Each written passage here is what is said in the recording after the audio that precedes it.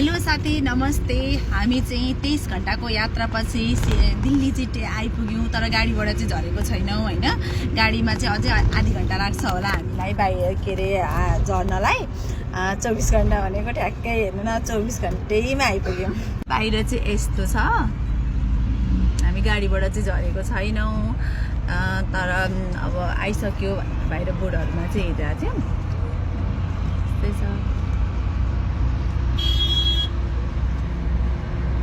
कस्तो राम्रो छ नि।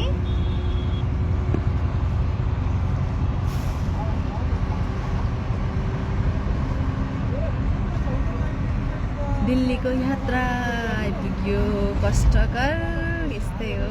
आउन त साह्रै गाह्रो हुन्छ, के भनौँ र साथीहरू, यस्तै छ। आउनु बाध्यता परेपछि त आउनु त परिहाल्यो। मेरो चाहिँ यो 14 महिनामा 5 चोटिको यात्रा हो, 5 चोटि भयो। हेर्दै जाउँ कतिचोटि पुग्छ।